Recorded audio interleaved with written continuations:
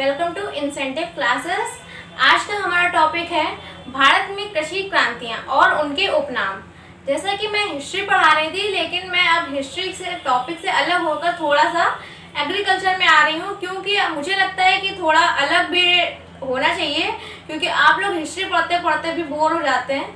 तो मुझे लगता है कि अब थोड़ा टॉपिक चेंज करना चाहिए, इसलिए मैं आज भारत में कृषि क्रांतियाँ और उनके उपनाम लाई हूँ। क्वेश्चन इससे भी बहुत ज़्यादा इम्पोर्टेंट है और आते हैं एग्जाम्स में गाइस। इससे रिलेटेड भी बहुत सारे क्वेश्चंस आते हैं, इसलिए मुझे लगा कि जो है मुझे ये भी पढ़ाना चाहिए। तो ज़्यादा बातें ना करते हुए सीधा अपने टॉपिक पर आते हैं। तो गाइस देखते हैं, सबसे पहले यहाँ पर लिखा है हरित क्रांति।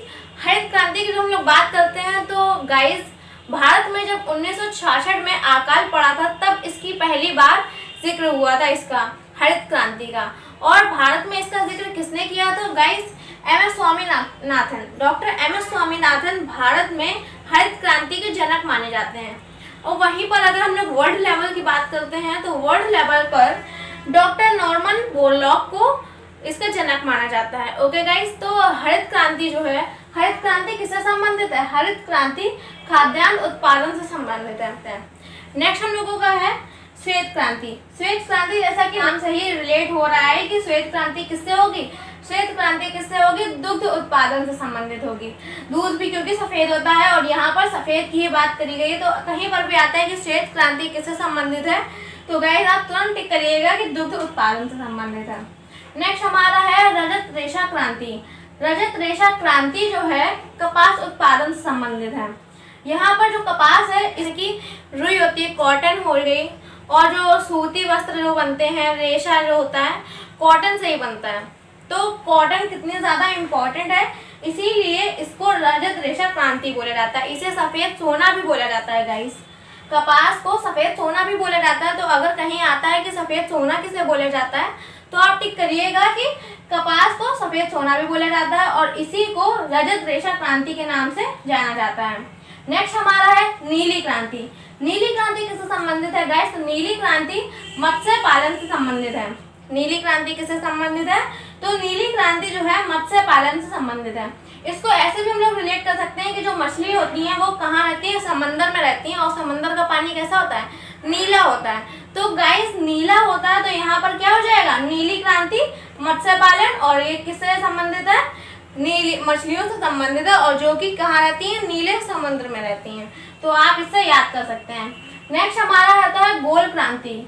गोल क्रांति, गोल क्रांति क्या होता है? गोल क्रांति आलू से संबंधित है। आलू गोल होते हैं ना, तो गाइस गोल क्रांति मतलब आलू से संबंधित, ठीक है। आलू उत्पादन के लिए क्या है? गोल क्रांति। नेक्स्ट हम लोगों का हो जाएगा सुनहरी क्रांति। सुनहरी क्रांति गाइस है फल उत्पादन से संबंधित या शहद उत्पादन से संबंधित, क्योंकि गाइस जो शहद होता है, शहद भी हमारा गोल्डन कलर का होता है, और फल ज़्यादातर तो यहाँ पर बात की जाती है फल उत्पादन से, सुनहरी क्रांति से, और ज़्यादातर आता भी, अगर दोनों ऑप्शन आए आपके पास तो आप फल उत्पादन में टिक करेंगे। लेकिन अगर कहीं फल उत्पादन नहीं आता है तो आप सुनहरी क्रांति में शहद उत्पादन भी टिक कर सकते हैं। ओके गाइस, नेक्स्ट हम लोगों का है पीली क्रांति। पीली क्रांति किससे संबंधित है? पीली क्रांति तिलहन उत्पादन से संबंधित है। ओके गाइस, पीली क्रांति किससे संबंधित है? पीली क्रांति तिलहन उत्पादन से संबंधित है। तिलहन उत्पादन, जैसे कि तिल होते हैं, तिलों से क्या बनता है? तेल बनता है। कोई भी ऑयल होता है, जैसे सरसों का ऑयल हो जाता है, तो किससे बनता है? वो तिल से ही तो बनता है।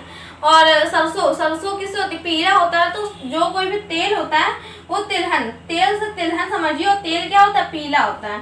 तो पीली क्रांति मतलब तिलहन उत्पादन से। ओके, अब बात करेंगे लाल क्रांति की। तो लाल क्रांति का संबंध है टमाटर उत्पादन से। कहीं कहीं पर गाइस आता है कि लाल क्रांति का उत्पादन मांस से भी है, ठीक है। तो मांस उत्पादन से और टमाटर उत्पादन से संबंधित क्या है? लाल क्रांति हमारी। नेक्स्ट हमारा है भूरी क्रांति। भूरी क्रांति किससे संबंधित है गाइस? तो भूरी क्रांति कोको से संबंधित है। जो कोको होती है, कॉफी भी भूरी होती है, तो क्या हो जाएगा? भूरी क्रांति से कोको उत्पादन। नेक्स्ट है बादामी क्रांति। बादामी क्रांति का संबंध जो है मसाला उत्पादन से, बादाम से नहीं गाइस, मसाला उत्पादन से। बादामी क्रांति का संबंध मसाला उत्पादन से। ओके गाइस, नेक्स्ट हमारा आ जाता है रजत क्रांति। तो रजत क्रांति की हम लोग बात करेंगे तो रजत क्रांति किससे संबंधित है? कुक्कुट उत्पादन से है, कुक्कुट उत्पादन या फिर अंडा उत्पादन। तो गाइस कुक्कुट क्या होता है? कुक्कुट होता है मुर्गी, मुर्गियों को पालने का जो काम होता है उससे संबंधित है रजत क्रांति। और रजत क्रांति को ही हम लोग क्या नाम से जानते हैं? अंडा उत्पादन।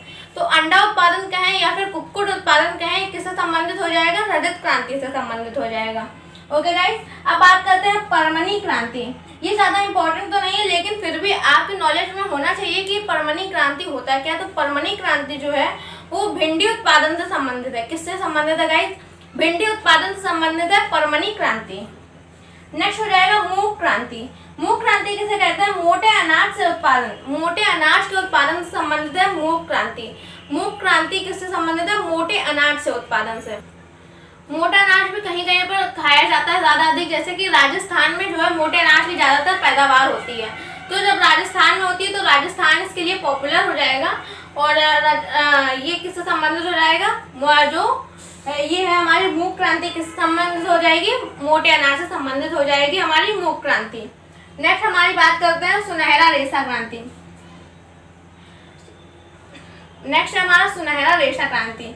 तो गाइस सुनहरा रेशा क्रांति अभी हम लोगों ने क्या पढ़ा था? अभी हम लोगों ने पढ़ा था रजत रेशा क्रांति। रजत रेशा क्रांति की जब हम लोग बात करेंगे तो किससे संबंधित हो जाएगा? वो कपास उत्पादन से संबंधित हो जाएगा। लेकिन अगर वहीं रजत की जगह अगर सुनहरा आ जाता है तो आपका आंसर चेंज हो जाएगा। अगर रजत की जगह सुनहरा आ जाएगा तो आपका आंसर हो जाएगा जूट उत्पादन से संबंधित। जूट क्या होता है? रस्सियाँ बनाने में जो चीज बनाने में किसका उपयोग करते हैं हम लोग? जूट का उपयोग करते हैं। तो सुनहरा रेशा क्रांति जूट उत्पादन से संबंधित है। ओके गाइस, और जूट का ये जो जूट का उत्पादन होता है सबसे ज्यादा कहाँ होता है? पश्चिम बंगाल में। पश्चिम बंगाल में जूट का उत्पादन सबसे ज्यादा होता है। तो सुनहरा रेशा क्रांति किससे संबंधित हो जाएगी? जूट उत्पादन से संबंधित हो जाएगी। बात करते हैं हम लोग हरित सोना क्रांति। अभी हम लोगों ने इससे पहले क्या पढ़ा था? हरित क्रांति। केवल हरित क्रांति किससे संबंधित है? केवल हरित क्रांति खाद्यान्न उत्पादन से संबंधित है। लेकिन अगर आ जाता है आपके पास हरित सोना क्रांति, तो हरित सोना क्रांति किससे संबंधित हो जाएगा? बांस उत्पादन से संबंधित हो जाएगा। आपने अगर बांस के जो लगे होते हैं पेड़ खेतों में वो देखे होंगे तो वो हरे ही होते हैं और उनका बहुत ज़्यादा यूज़ भी होता है। लेकिन हम लोग जो है शहर में रहते हैं, हम लोगों को इसके बारे में ज़्यादा नहीं पता होता है। लेकिन जो गांव के लोग होते हैं उनको इसके बारे में ज़्यादा नॉलेज भी होती है कि क्या क्या यूज़ होता है। और अभी भी बहुत ज़्यादा यूज़ होते हैं बांसों का। तो जो है इसको क्या बोला जाता है? इसीलिए इसको सोना भी बोला जाता है बांस को। तो जब आ जाएगा हरित सोना क्रांति तो आप सीधा टिक करेंगे कि बांस उत्पादन से संबंधित। और बांस उत्पादन सबसे ज़्यादा होता कहाँ है? तो यूपी में होता है गाइस सबसे ज़्यादा बांस उत्पादन। ओके, अब हम लोग बात करेंगे गुलाबी क्रांति की। जब हम लोग बात करेंगे तो गुलाबी क्रांति के संबंधित में क्या आएगा? झींगा मछली आ जाएगा, प्याज आ जाएगा और औषध उत्पादन आ जाएगा। जैसा कि हम लोग बात करेंगे गुलाबी क्रांति की, तो जो प्याज है, प्याज भी गुलाबी होता है, औषध से भी रिलेटेड है ये, और झींगा मछली से संबंधित है। ये तीनों ही किस में आ जाते हैं? गुलाबी क्रांति में। लेकिन अगर ज़्यादातर आपको आपके ऑप्शंस में अगर इन तीनों में कुछ आता है तो सबसे पहले आप झींगा मछली ही टिक करेंगे। उसके बाद अगर ये झींगा मछली नहीं आती है तो प्याज या औषध भी आए तो आप उनको भी टिक कर सकते हैं। नेक्स्ट बात करेंगे हम लोग सैफ्रॉन क्रांति की। तो सैफ्रॉन क्रांति जो होती है वो केसर से संबंधित होती है। सैफ्रॉन जो है एक इंग्लिश वर्ड है, इसी का हिंदी मीन क्या होता है? केसर। तो सैफ्रॉन क्रांति किससे संबंधित हो जाएगी? केसर उत्पादन से संबंधित हो जाएगी। ओके गाइस, अब बात करेंगे सदाबहार क्रांति की। तो जो सदाबहार क्रांति है वो जैविक खेती को प्रोत्साहित करती है। क्रांति किसके लिए बनी है? सदाबहार क्रांति बनी है जैविक खेती को प्रोत्साहित करने के लिए। ओके गाइस, बात करेंगे ग्रे क्रांति या फिर स्लेटी क्रांति की। तो गाइस ग्रे या स्लेटी किससे संबंधित हो जाएगा? उर्वरक उत्पादन से संबंधित हो जाएगा। किससे संबंधित होगा गाइस? ग्रे या स्लेटी क्रांति संबंधित हो जाएगा उर्वरक उत्पादन से। ओके, तो ये हो जाएगा हम लोगों का 19 नंबर। 20 नंबर है इंद्रधनुषीय क्रांति। इंद्रधनुषीय क्रांति, इंद्रधनुष में गाइस कितने रंग होते हैं? इंद्रधनुष में बहुत ज्यादा रंग होते हैं, 7 रंग होते हैं ना टोटल। तो ये भी जो है बहुत ज्यादा चीजों से रिलेटेड है, केवल एक पर्टिकुलर थिंग से रिलेटेड नहीं है, ये काफी चीजों से रिलेटेड है। इसलिए सभी चीजों के उत्पादन के लिए, उत्पादन या किसी चीज को बढ़ावा देने के लिए कौन सी क्रांति का यूज करते हैं हम लोग यूज करते हैं फिर इंद्रधनुषीय क्रांति का। ओके गाइस, तो ऐसे हम लोगों ने कितने पढ़ लिए? टोटल 20 क्रांतियाँ पढ़ चुके हैं। ओके, तो अब अगर हम लोग पूछें, हम लोगों का लाइव क्लासेस तो चल नहीं रही है, जो मैं आपसे क्वेश्चन पूछेंगे तुरंत आप आंसर देंगे। तो अभी तो आपको ये केवल तैयार करना होगा। अगर आपको एक बार में नहीं याद होता है तो आप दोबारा जो है तैयार करिए, इसका टेस्ट भी लगाइए और इसको एक अगर नहीं होता एक बार वीडियो में तो फिर आप दोबारा भी इस वीडियो को देख सकते हैं। ओके गाइस, तो देख लीजिएगा इसको और याद करिएगा, समझिएगा। वैसे इसमें कुछ याद करने वाला है नहीं, अगर आप एक या दो बार वीडियो को देखते हैं तो आपको खुद ही ये पूरी तरह से तैयार हो जाएगा। ठीक है, तो मिलते हैं अपनी नेक्स्ट वीडियो में। तब तक के लिए तो मेरी वीडियो अच्छी लगी हो तो लाइक करिएगा, सब्सक्राइब करिएगा और प्लीज़ गाइस ज़्यादा से ज़्यादा अपने स्टडी रिलेटेड ग्रुप में शेयर भी करिएगा, जिससे आप मेरी भी हेल्प करिए और जो है मुझसे भी आप यही उम्मीद करते हैं तो मैं भी आपसे यही उम्मीद कर सकती हूँ केवल। ओके, तो थैंक्स फॉर वॉचिंग।